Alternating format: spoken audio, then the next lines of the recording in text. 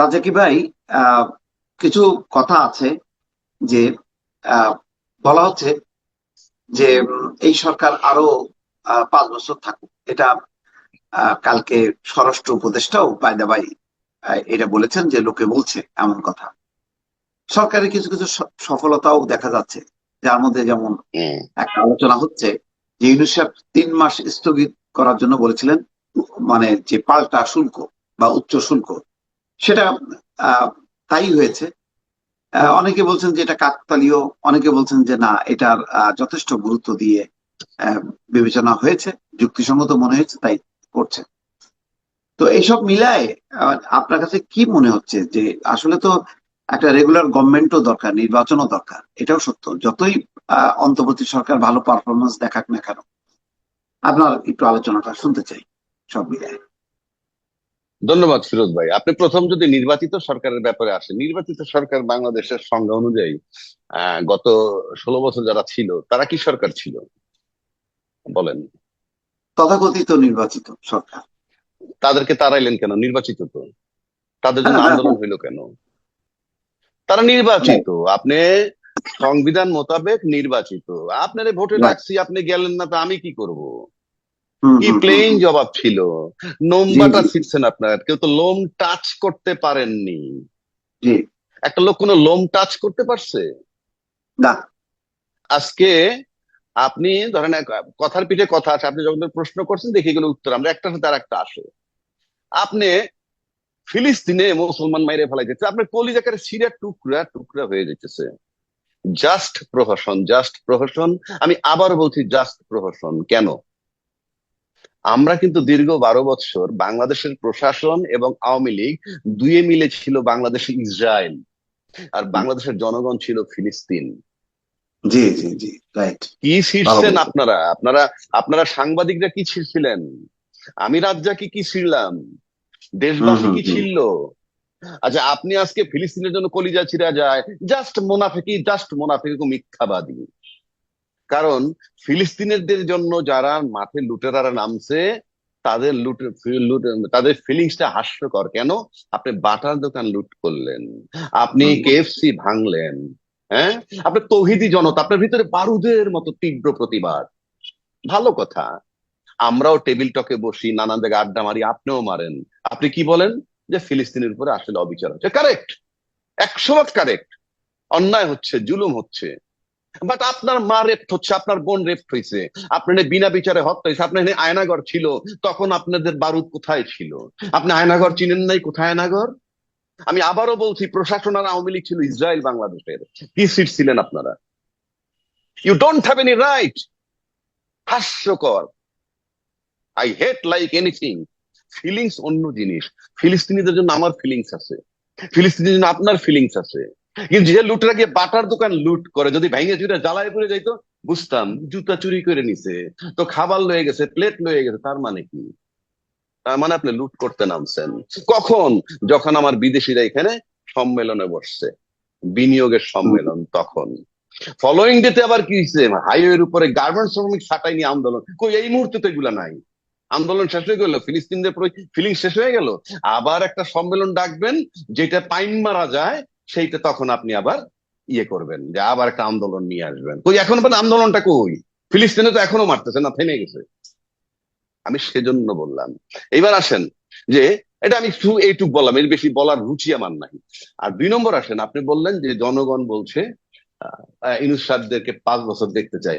জনগণ কে সেটা আমার কাছে বড় কথা না, কিন্তু কথার বোল্ডনেসে মানুষ ভয় পাচ্ছে কেন? যে ইউনূস সাহেব আর 5 বছর থাকা দরকার, এই কথাটাই যে ভয়টা পায়। যারা বলে তার থাকার দরকার নাই, তাদের কথায় সেই গতি নাই, তাদের কথায় কোনো ইম্প্যাক্ট হয় না তো। এই দেশে বড় বড় রাজনৈতিক দল তাকে চায় না, নির্বাচন চায়। নির্বাচনের জন্য সিটিং ও করে, করুক 100 ভাগ। আমিও তো বলি, অযোগ্য সরকারকে তাড়ায় দেন, ইটস মাই চ্যালেঞ্জ, তাড়ায় দেন। আমি আপনাদের সাথে থাকবো যদি আপনার আন্দোলন যৌক্তিক হয়, মাঠে নামতে পারেন। একবারও আমি বলি নাই ইউনূস সাহেব দেবতা না। ইউনূস সাহেব দেবতা না, আপনি ইউনূস সাহেবকে নামায় দেন না মাঠে নেমে। আপনি আদায় করতে পারবেন? আপনি 12 বছর কিছু করতে পারেননি। এবং মাথার তাজ হুম। যিনি ছিলেন সবচেয়ে বড় দলের, সেই মাথার তাজটাকে মাত্র 2 কোটি টাকা এদিক সেদিক করার কারণে যখন তাকে 7 বছর জেল খাটাইছিল, সেই মাথার তাজের জন্য আপনারা কি করতে পেরেছেন? সেই মাথার তাজ যখন বিদেশে চিকিৎসার জন্য কাকুতি জানাচ্ছে, তখন তার সাথে ডালপালা সবাই কিন্তু বিদেশে বারবার গিয়ে চিকিৎসা করে। মাতুল্য নেত্রীর জন্য কোনো ফিলিং ছিল না। হুম, হুম, যে তাদের মাতুল্য নেত্রী যে যেতে পারে না, কোথায় টাচ করেছিল তাদের। আমি কিন্তু খুব দুঃখে কথাটা বলতেছি, কোনো হুম, প্রেমে না, কারো বিরুদ্ধে নয়। খালেদা হুম, জিয়া একজন অসাধারণ মহিলা, আপসীর নেত্রী তাকে বলা হয়।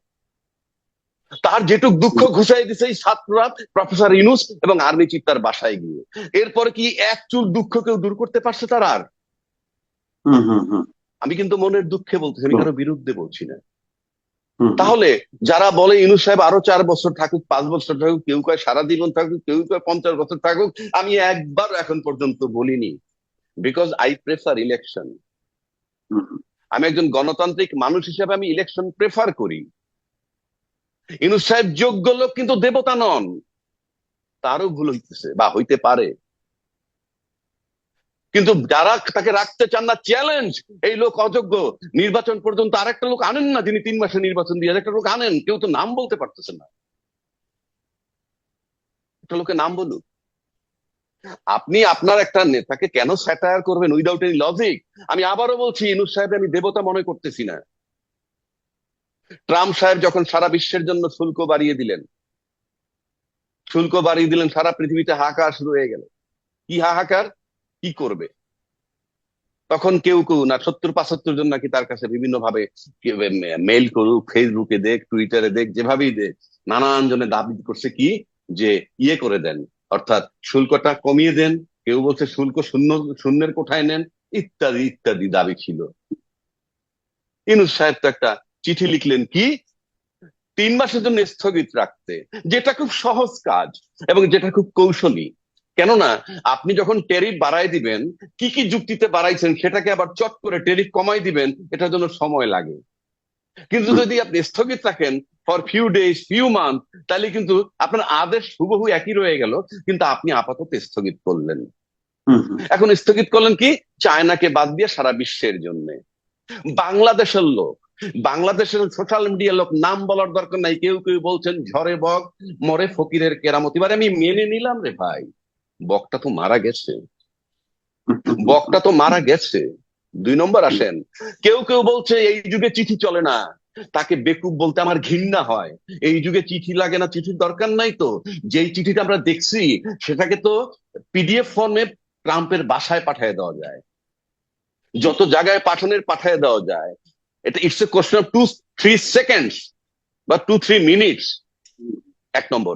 2 নম্বর, সে আবার কি বলছে, চিঠি লেখার দরকার কি, উনি তো ফোনে কথা বলতে পারেন। ইউ সি দ্য কনফিডেন্স তার, মানে নেগেটিভ সমালোচনা করতেছে, আবার কনফিডেন্সটা কি, ইউনূস সাহেব ফোন করতে পারে ডাইরেক্ট, এই কনফিডেন্স কিন্তু তার আছে। এবং যারা তার সমালোচনা করে, আমি তাকে 90 ডেজ টাইম দিলাম, সে একটা টেলিফোন করে রিচ করুক তো কারো কাছে পৃথিবীর। যে সমস্ত লোকগুলা এই সমিত সম্মেলনে আসছে, আইসে তারা অনেকে, পিটার হাস, এরা আসছে, অ্যাম্বাসেডার ছিল, মন্ত্রী লেভেল লোকজন আছে। ইউনূসকে আমি দেখি না ইউনূস সাহেবের সামনে কেউ পা তুলে বসুক। আর যারা আমরা নিন্দা করতেছি, সমালোচনা করতেছি, একটা দাওয়াতও আমি পাইনি, আমাকে একটা দাওয়াতও তো দেয় নাই। একটা কথার কথা বলছি, আমি বলছি না, আমি আবারও বলছি ইউনূস দেবতা নয়, কিন্তু আমি যে লোকটা পাইছি, সে লোকটা যে সমালোচনা করব, যে সমালোচনা করতে, সেই বলতেছে উনি তো ফোনে কথা বলতে পারতেন। বাংলাদেশের আর একটা সেকেন্ড ম্যানের নাম বলুক তো, যার সম্পর্কে বলবে আপনি একটু ট্রাম্পে ফোন করেন।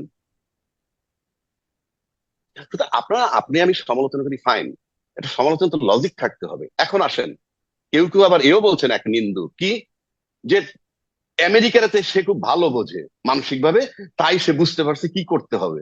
আমি আরো ন্যাকেট করে বলি, আপনি ধরা যাক যে ট্রাম্প প্ল্যান করছে ইউনুসকে দিয়া, যে তুমি একটা চিঠি লিখো, তারপরে কমায় দিব, মানে স্থগিত করে দিব, তাতেই বা লোকসান কি? তাতেই বা আমার লোকসানটা কি? 3 মাসের জন্য তো স্থগিত হয়েছে।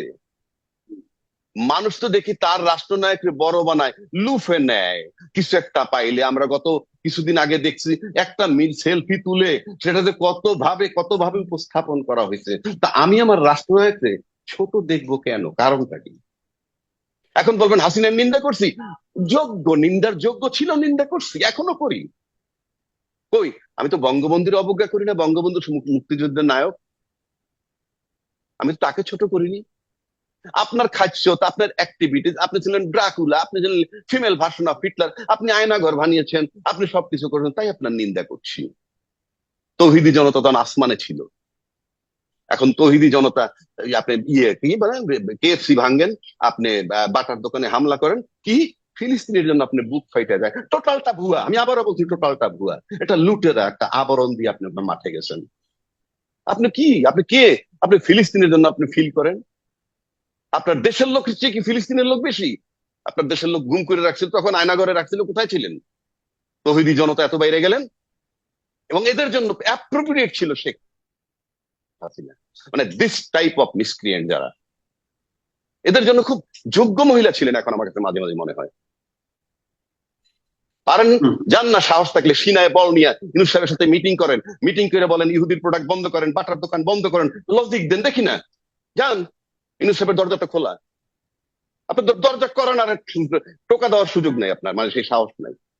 আবার আসছি আপনার সেই জায়গাটায়, ইউনূস সাহেব 5 বছর থাকুক। এই 5 বছর থাকলে যে ভয় ঢুকে রাজনীতিবিদদের, কেন ঢোকে, কেন ঢোকে, কেন?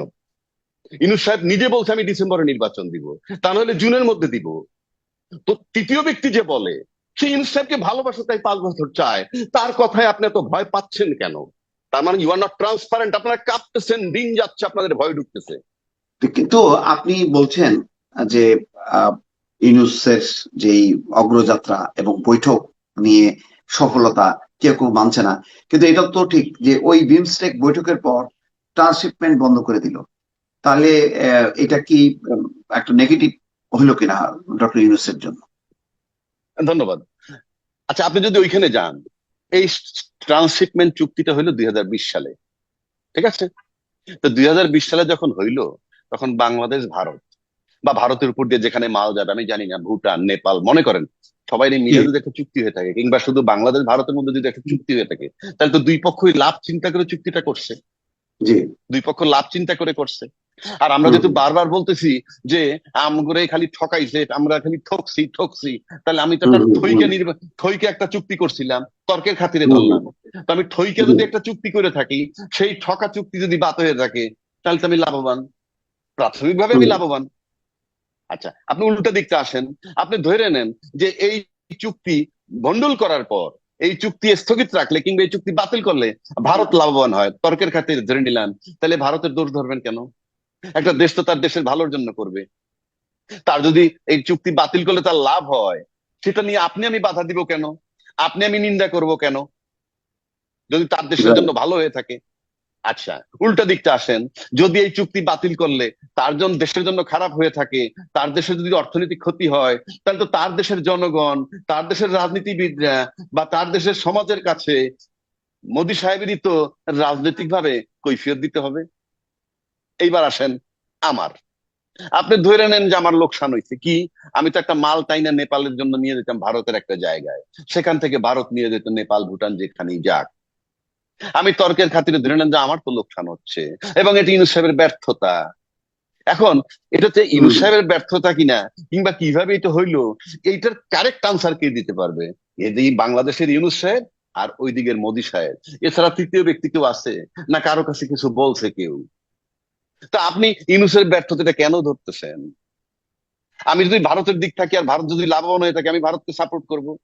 আর যদি ইউনূস সাহেবের দিকে থাকি, ইউনূস সাহেবের যদি এটার জন্য ক্ষতিকর হয়ে থাকে, ইউনূস সাহেবের দরজা ওপেন হয়েছে বিমস্টেক সম্মেলনের সাইড লাইনে, দরজা ওপেন হয়েছে, আবার দেখা করবে, আবার কথা বলবে, সমস্যাটা কোথায়?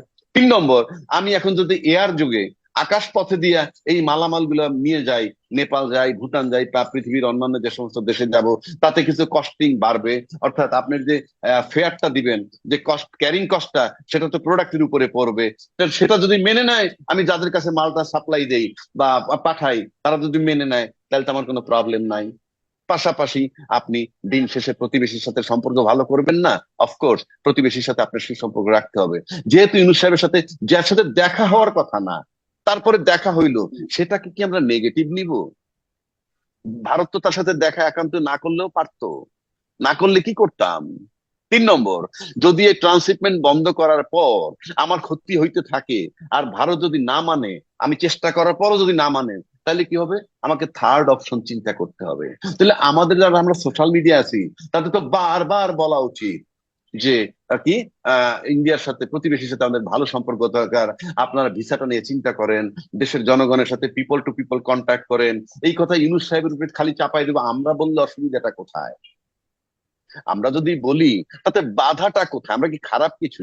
কিন্তু আমরা দেখি সোশ্যাল মিডিয়ায় কেউ কেউ বলেন ইন্ডিয়াকে বয়কট করো, অমুক করো। এটা কি হবে? কি আমি সোশ্যাল মিডিয়াটা লোক বয়কট করতে বললেই কি হবে? আর আমি সোশ্যাল মিডিয়ার লোক এই একটা অন্য কাজ ইন্ডিয়াকে করতে বললেই কি হবে? এফেক্টিভ লোক তো দুইটা, বাংলাদেশের ইউনূস, ভারতের মোদী সাহেব। আর বাকিরা কি আমরা ইফেক্টিভ? বাকিরা কি ইফেক্টিভ? ভারতের মতো একটা দোষরে আমরা কি ডিপ্লোমেসি শিখাবো? আমরা মুখে গল্প যতই করি, তার ভুল ধরেন শুদ্ধ ধরেন, ভারতকে কি আমরা ডিপ্লোমেসি শিখাবো? আর ব্যক্তি ইউনূসের কাছে আসেন, ব্যক্তি ইউনূসকে কে শিখাইতে পারে? বাংলাদেশে একটা সেকেন্ড লোক বাইর করেন যে দেখাইতে পারে।